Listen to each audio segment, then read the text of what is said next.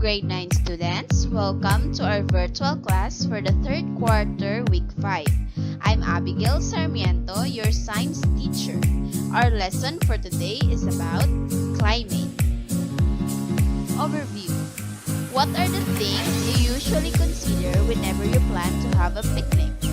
Most probably, you will consider the time, place, and most of all, the weather. Weather affects your day-to-day activities. In your previous year level, you had encountered different factors that affect weather. Those factors help to determine the weather for today each day. Some of you may mistake climate with weather, but in fact, they are not the same. Climate is a general pattern of weather in a certain area over a long period of time.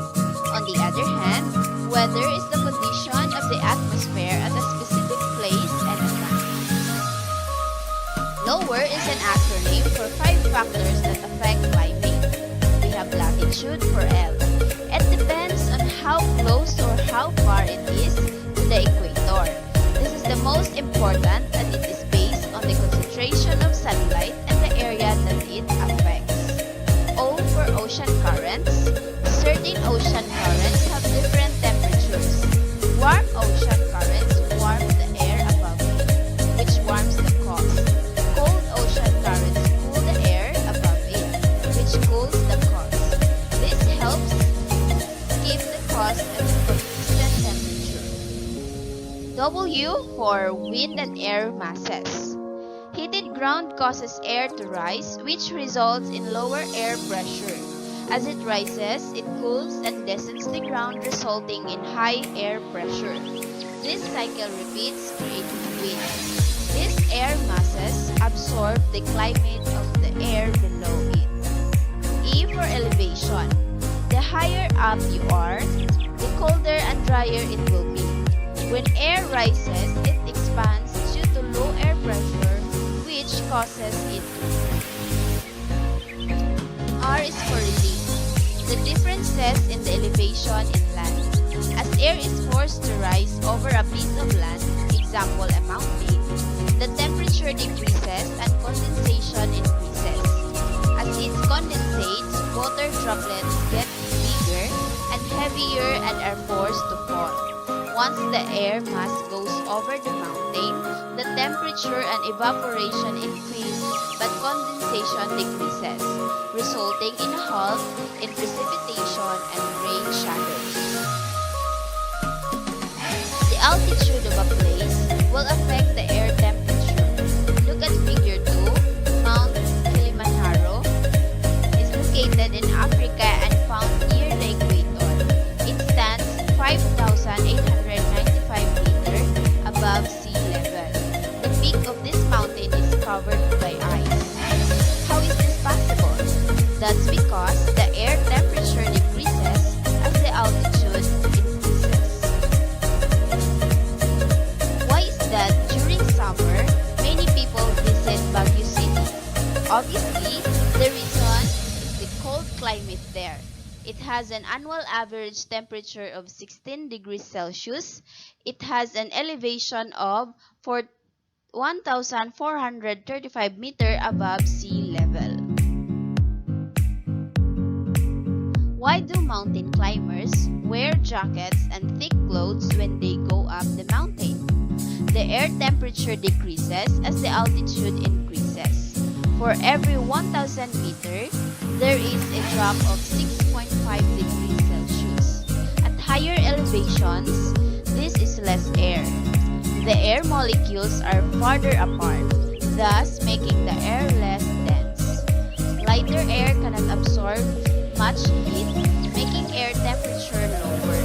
Ultimately, the decrease in air temperature is due to the decrease in the air pressure. The climate of the place is influenced by the surrounding bodies of water. Soil absorbs heat faster than water. At the same time, soil releases heat faster compared to water. This slow absorption and release of heat by the body of water greatly affect the climate. Places that are near the oceans have moderate climate as the body of water regulates the temperature. Even as both soil and water absorb the same amount of heat, the temperature of water rises more slowly than that of soil because soil heats up faster than water. Air temperature above sea is lower than above ground during daytime. Warm air thus moves out from land to sea, slowing down the rise of air temperature above land. Thus, places without a body of water nearby tend to have higher air temperature during daytime. At night, soil cools down faster than water, so the air temperature above ground is lower than that above the sea. Warm air then flows from the sea to land, so the drop in air temperature above ground is moderate.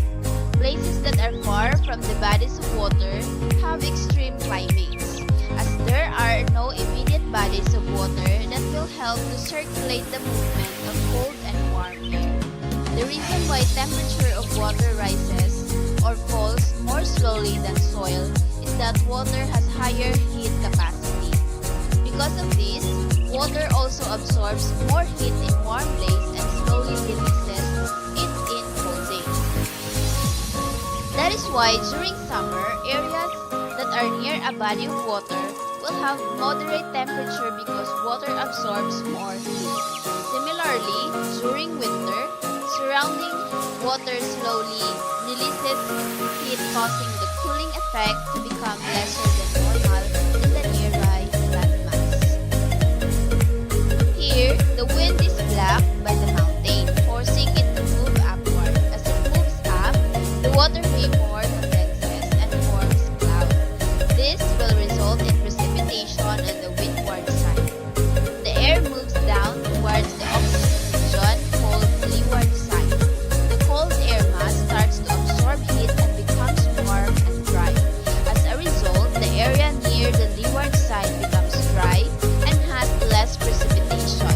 The dry region of the leeward side is called rain shadow. Vegetation in this region includes desert plants and grasslands. Mountain is an example of topographical features of the land. Topography. Topography is another factor that affects the climate of a certain place. One of the topographic features of an area is mountain. Mountainous areas greatly affect the amount of precipitation in a certain region. The area in which the wind blows is called the windward side. Factors that influence climates. Those that affect temperature. We have latitude, nearness to centers of large land masses, nearness to large bodies of water. Fourth, location relative to large mountain ranges. Next, elevation, and the last one, ocean currents. Those that affect precipitation. First is latitude. Second, nearness to centers of large land masses. Nearness to large bodies of water. Location relative to large mountain ranges. And the last one is prevailing wind direction. And that is it for today's lesson. Please don't forget to subscribe to our YouTube channel GAITF, or you can log into your account at lcms.com